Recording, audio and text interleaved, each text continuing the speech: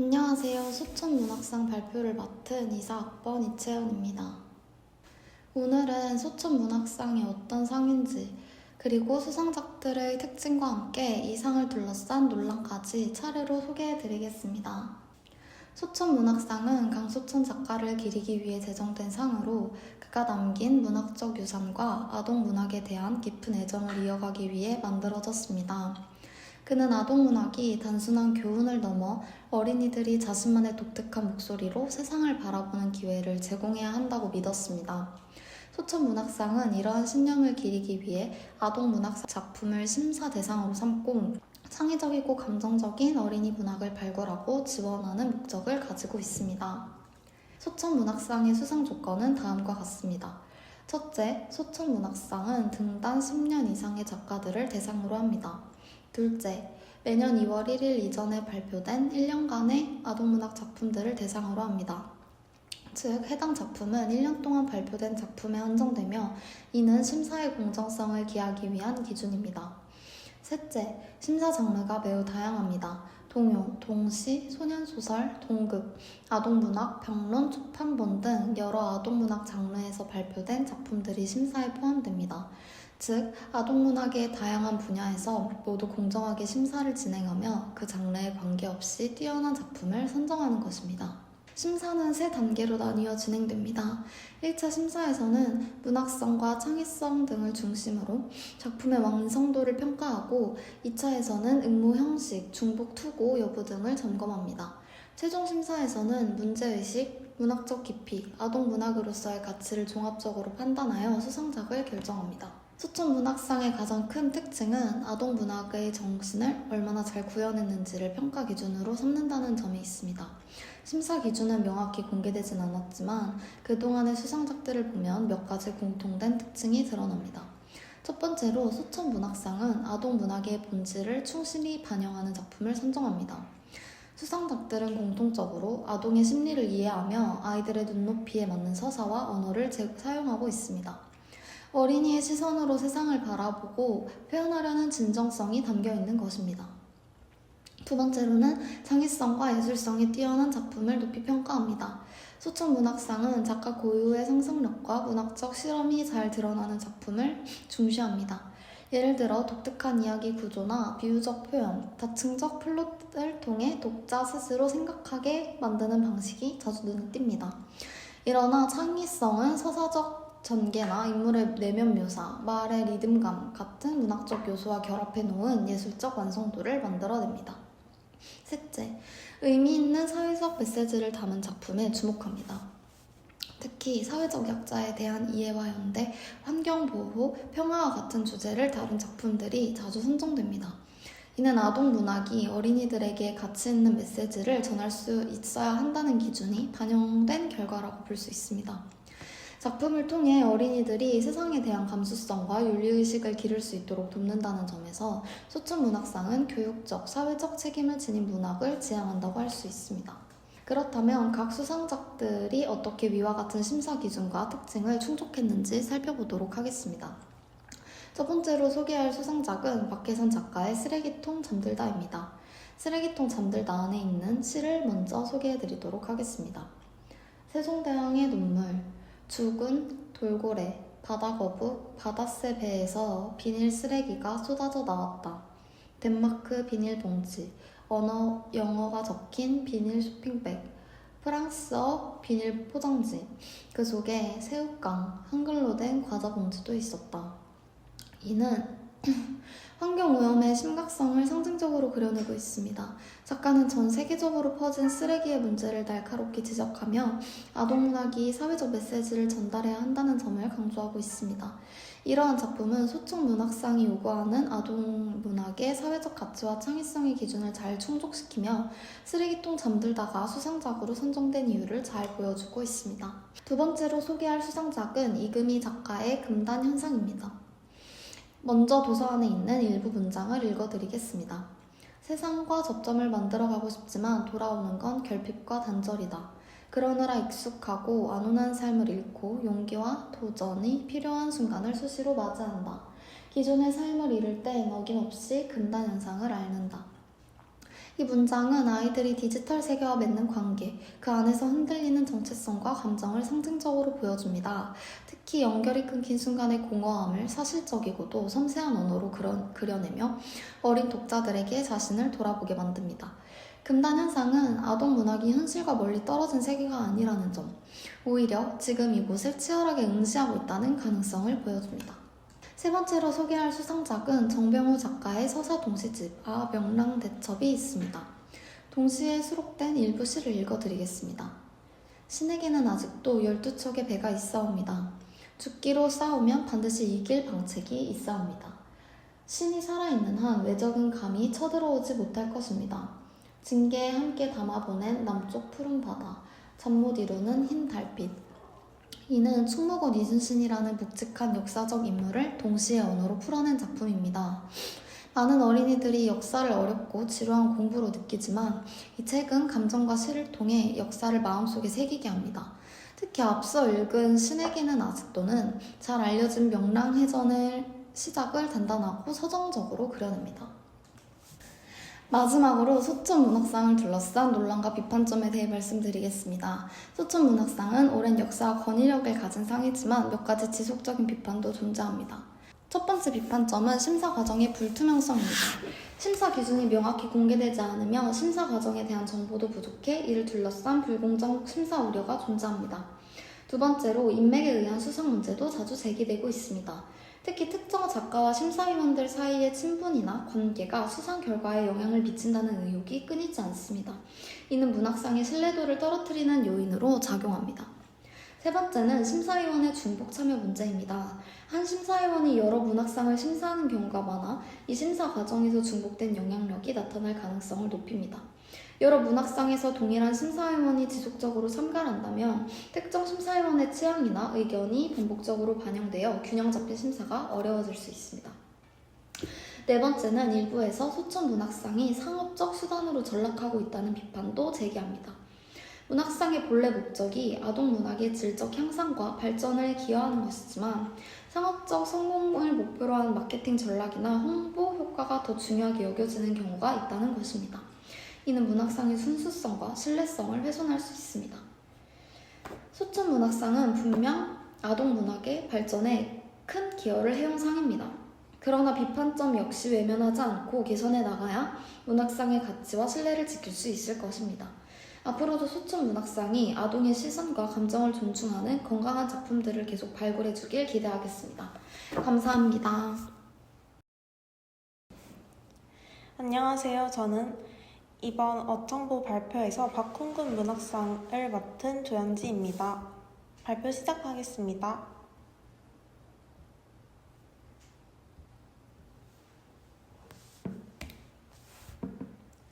먼저 박훈근 문학상의 유래입니다.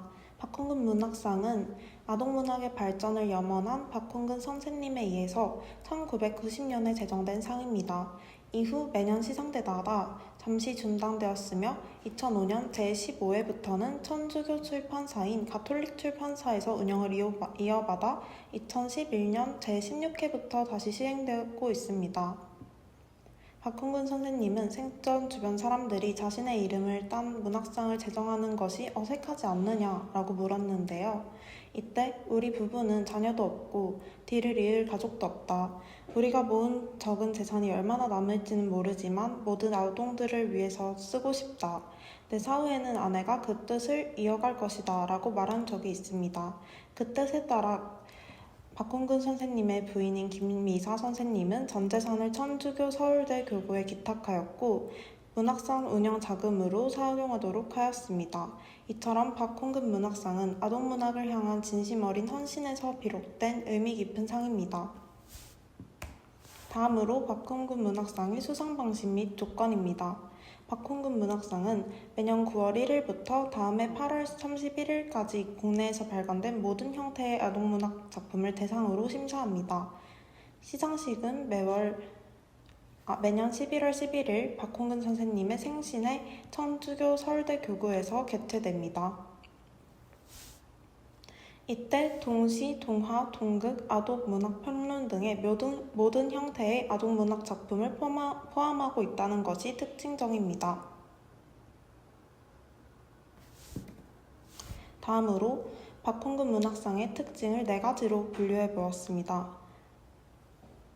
먼저 첫 번째, 박홍근 문학상은 동시, 동화, 동극, 아동문학, 평론 등의 아동문학의 전 장르를 포괄하여 특정 장르에 국한되지 않고 전반적인 발전을 도모하고 있다는 점입니다.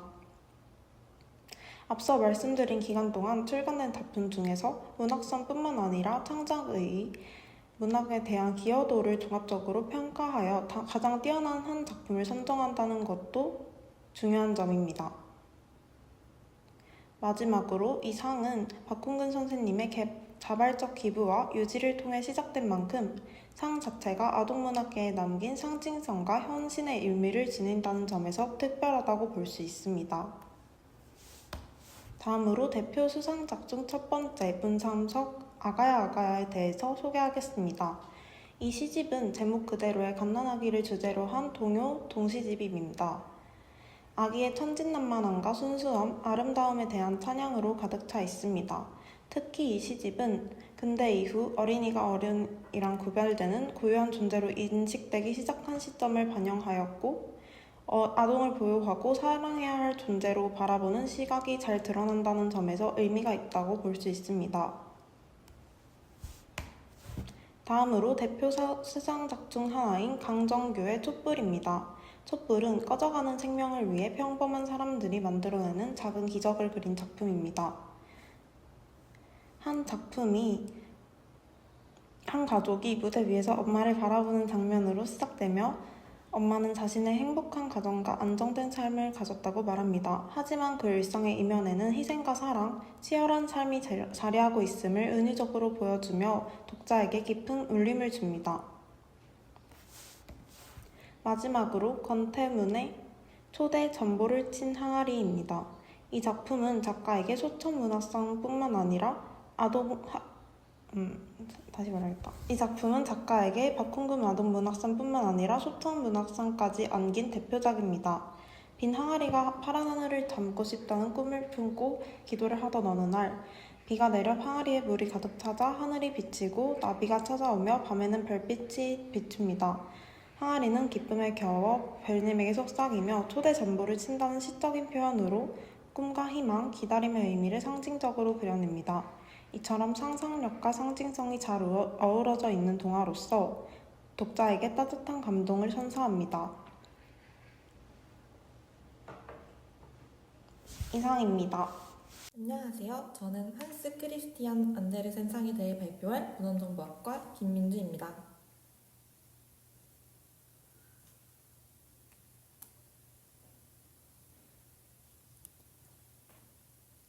발표는 상의 개요, 수상 부문, 선정 과정 및 기준, 상의 특징, 역대 수상자, 상의 의의 순으로 진행하겠습니다.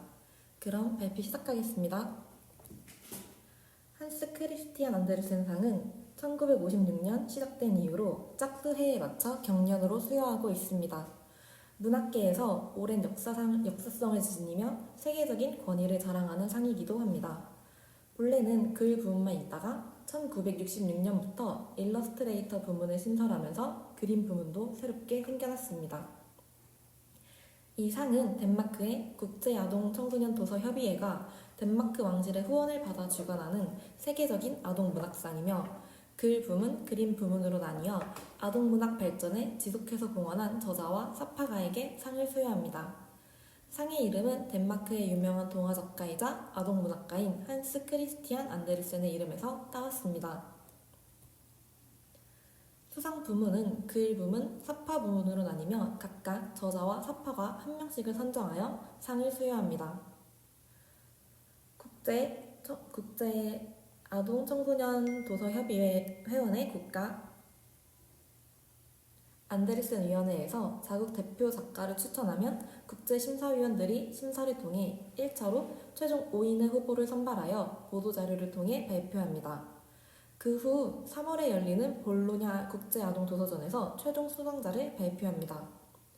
선정은 작가의 전 생애에 걸쳐 아동문학에 얼마나 오랜 시간 기여했으며 창의성, 문학성, 어린이에 대한 깊은 이해가 얼마나 드러나고 있는지를 고려합니다.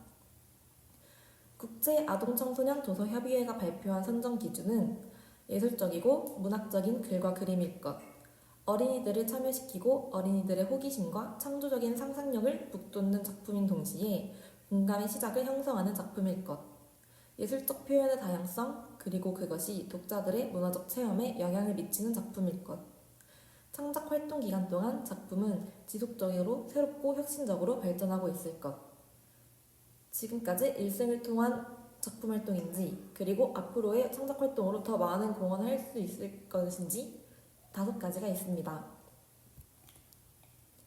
상의 특징으로는 작가의 평생, 기여도 평가, 증서와 메달, 생존 작가 대상으로 크게 4가지가 있습니다. 먼저 한 작가의 평생 동안의 직업에 대한 상을 수여한다는 점에서 수상 후보에 오르는 것만으로도 영광스러운 일로 여겨집니다. 이렇듯 한 작품뿐만 아니라 아동문학에 대한 기여도를 평가하기 때문에 만약 한국어로 쓰인 책이 다른 언어로 번역되어 다른 나라에서 유명해지게 된다면 그 영향력도 심사에 포함되어 국적, 언어, 출판 국가를 넘어 평가됩니다. 상을 수여하게 되면 상금은 따로 없지만 덴마크 여왕이 직접 증서와 메달을 수여해줍니다. 이 상은 생존 작가를 대상으로 하여 살아있는 동안 평가받을 수 있는 가장 영예로운 상으로 여겨집니다. 역대 수상자로는 일본의 여성 인류학자이자 소설가인 우에하시 나오코, 영국의 유명 동화 작가인 일러스트레이터 앤서니 브라운 등이 있습니다. 그중 우리나라 최초의 수상자인 이수진님, 2024 글 부문 수상자인 하인츠 야니쉬님, 2024 그림 부문 수상자인 시드니 스미스님에 대해 간략하게 소개하겠습니다. 먼저 이수지 작가는 우리나라 최초의 한스 크리스티안 안데르센상 그림 부분 수상자이며 국제아동청소년도서협의회는 이 작가를 아이의 현실과 환상 세계를 책의 물성을 토대로 꾸준히 탐구한 작가라며 인간과 동물 사이의 교감 등 보편적인 주제를 다루어 그림책 표현 영역을 확장하고 있다고 소개하고 있습니다. 작가의 대표작으로는 비발디의 사계 중 여름의 모티브를 둔 시원한 여름의 감각을 전달받을 수 있는 여름이 온다, 자유로운 선을 리듬감 있게 표현하여 스케이트를 즐기는 아이를 보여주는 그림책 선 등이 있습니다. 다음 라디오 저널리스트이자 작가인 하인츠 야니쉬님은 오스트리아에서 가장 유명한 아동 도서 작가 중 한 명입니다. 그는 문학에 너무 작은 것은 없다고 말하며 겉보기에 사소해 보이는 사물과 일상생활의 특징, 그리고 시, 미니어처 및 격언에 대한 선호에서 특별함을 조명하는 시선을 작품에 반영하고 있습니다. 그의 대표 작품은 사람들이 겁쟁이라고 평가하던 토끼에게 슈퍼파워가 있다고 이야기하며 아이들은 물론 어른들에게도 당당한 자신감을 주는 겁쟁이 토끼, 경청의 중요성을 이야기하는 내 말 좀 들어주세요 제발 등이 있으며 이 작품들은 전부 앞서 말한 그만의 일상 속 시선과 생각들이 잘 드러나 있습니다. 다음으로 시드니 스미스님은 어린 시절 단순히 노는 것으로 생각했던 그림으로 노바스코샤 예술디자인 대학에 진학하고 학제간 미술학사 학위를 위해 공부하는 과정에서 그림을 진지하게 생각하는 일러스트레이터가 되었습니다. 그의 일러스트레이션에는 가벼운 이야기뿐만 아니라 말을 더듬는 소년의 고뇌에 찬 이야기 같은 복잡하고 불안정한 감정이 표현되어 있습니다. 또한 같은 감정을 느끼는 어린이든 성인 독자든 독자에 대한 존중을 표현할 수 있는 장점도 가지고 있습니다. 그림의 다양한 기술 중 잉크와 브러쉬를 주로 사용한다는 특징 또한 가지고 있습니다. 그의 대표 작품으로는 가족에게 찾아온 변화로 인한 상실감과 슬픔, 두려움의 감정을 희망으로 바꾸는 기억의 힘에 대해 이야기하는 기억나요? 말을 더듬는 아이가 굽이치고 부딪히고 부서져도 쉼없이 흐르는 강물과 마주하며 내면의 아픔을 치유하는 내용을 담은 나는 강물처럼 말해요 등이 있습니다. 이렇듯 한스 크리스티안 안데르센상은 한 편의 책을 넘어 작가의 인생 전체를 통해 어린이에게 어떠한 영향을 주었는지를 평가하는 특별한 상으로 다른 상들과는 다르게 한 작가의 평생을 걸쳐 아동문학에 기여한 정도를 평가한다는 점에서 그 의의가 있습니다. 이상으로 발표 마치겠습니다. 감사합니다. 안녕하세요. 브라티슬라바 그림책 비엔날레 문학상 발표를 맡은 문헌정보학과 2사학번 최혜진입니다.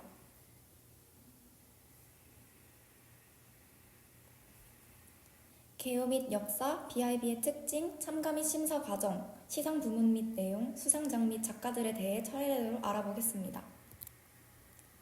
BIB는 현재 슬로바키아의 수도 브라티슬라바에서 2년마다 개최되는 국제적인 행사로 어린이 책 일러스트레이션 분야에서는 세계적으로 가장 오래되고 권위 있는 행사 중 하나로 손꼽힙니다. 그 시작은 1967년으로 거슬러 올라갑니다. 당시 체코슬로바키아의 문화인사들이 어린이 책 사파의 중요성을 인식하고 그 예술성을 기리기 위해 이 BIB를 창설했습니다. 반세기 이상의 긴 역사를 거치면서 BIB는 꾸준히 그 규모와 영향력을 확대해 왔습니다. 특히 냉전 시대에는 동유럽과 서유럽 일러스트레이터들이 서로의 작품을 공유하고 교류하는 문화적으로 중요한 역할을 수행하기도 했습니다.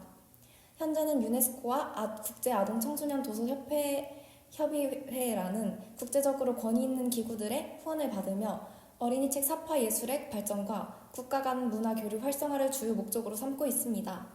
이는 BIB가 시상식을 넘어 문화와 예술의 교류 플랫폼임을 잘 보여줍니다. BIB를 다른 그림책 관련 상들과 구분짓는 가장 큰 특징이자 강점은 바로 사파 원화 자체의 예술적 가치와 독창성의 평가에 초점을 맞춘다는 점입니다. 많은 그림책 상들, 예를 들어 칼데코상이나 케이트 그린어웨이상은 그림책 책 한 권의 완성도를 종합적으로 평가합니다. 즉, 글과 그림의 조화, 책의 디자인, 페이지 구성 등 책이 독자에게 전달되는 전체적인 경험을 중요하게 고려합니다. 이는 BIB와 가장 큰 차별점입니다. BIB는 출품된 오리지널 일러스트레이션 원화를 국제심사위원단이 직접 보고 평가합니다. 이를 통해 작가의 독창적인 기법, 재료의 질감, 섬세한 선 표현, 색채의 깊이 등 인쇄물로는 온전히 느끼기 어려운 원화만이 가진 예술성을 생생하게 감상하고 평가할 수 있습니다. 이러한 특징 덕분에 BIB는 전 세계에서 시도되는 다양하고 새로운 일러스트레이션 기법과 스타일의 최신 경향을 한자리에서 조망할 수 있는 특별한 기회를 제공합니다. 작가들은 BIB를 통해 자신의 순수 예술적 역량을 유감없이 선보일 수 있습니다. BIB의 작품을 출품하는 과정 또한 엄격합니다. 작가 개인이 직접 출품하기보다는 각 국가의 IBBY 지부나 해당 국가의 전문기관의 추천을 받아 참가하는 것이 일반적입니다. 이는 해당 국가를 대표하는 우수한 작가들의 작품을 선보인다는 의미를 갖습니다. 각 국가별로 추천할 수 있는 작가 및 출품작 수에는 제한이 있어 더욱 경쟁이 치열합니다. 보통 최근 2년 이내에 출판된 그림책 최대 2권에서 발췌한 10점 이내의 원화를 제출하게 됩니다. 디지털 작품의 경우에도 엄정한 심사를 거쳐 원본성을 인정할 수 있는 출력 방식이나 매체를 통해 제출해야 하며 이는 BIB가 원화 전시를 기본으로 하기 때문입니다.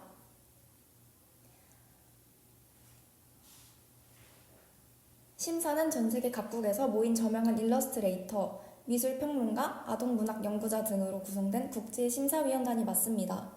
이들은 제출된 수천 점의 원화를 일일이 검토하며 작품의 예술성, 독창성, 그리고 어린이 독자들에게 미치는 영향 등을 다각도로 평가합니다.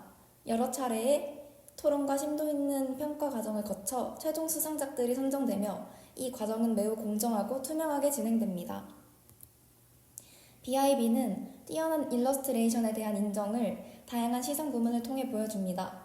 가장 명예로운 상은 단 한 명에게 수여되는 그랑프리입니다.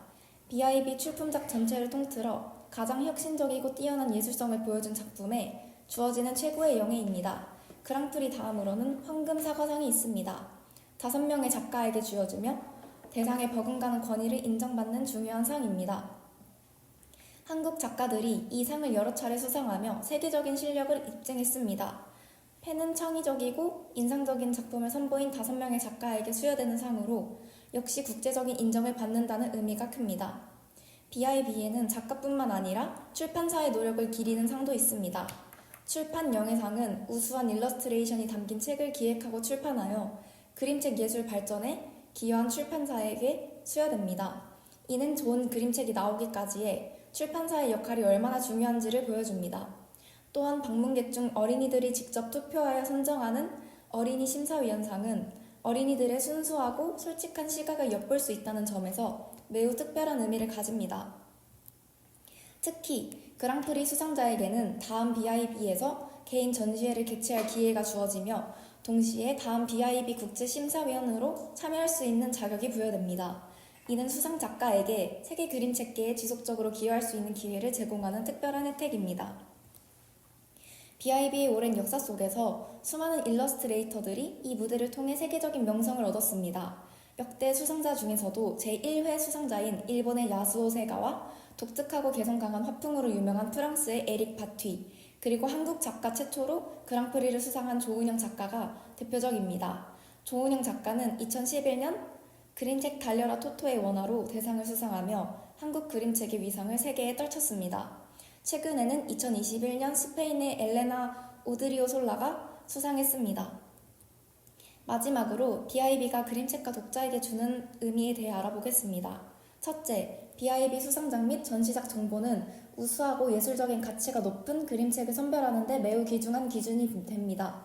세계적으로 인정받은 일러스트레이션은 그 자체로 어린이와 청소년에게 좋은 예술 교육의 기회를 제공합니다.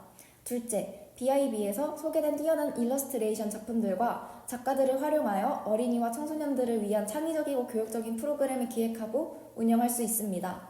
예를 들어 BIB 수상작 원화를 소개하는 전시 연계 프로그램, 작가의 작업 방식을 배우는 일러스트레이션 워크숍, 또는 BIB 출품 경험이 있는 국내 작가와의 만남 행사 등을 통해 어린이들이 일러스트레이션의 세계를 더욱 깊이 이해할 수 있도록 도울 수 있습니다.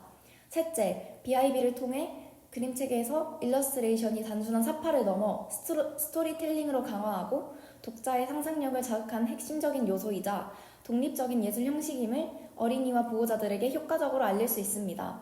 그림책을 읽는 또 다른 즐거움과 깊이를 발견하도록 이끌 수 있습니다. 마지막으로 BIB는 전 세계 어린이 책 일러스트레이션의 최신 경향과 새로운 표현 방식을 파악할 수 있는 중요한 창구입니다. 이를 통해 시대의 흐름에 맞는 다양하고 수준 높은 그림책을 수집하고 비치하여 이용자들에게 최신의 정보를 제공하는 데 도움을 받을 수 있습니다. 이상으로 6조 발표 마치겠습니다. 감사합니다.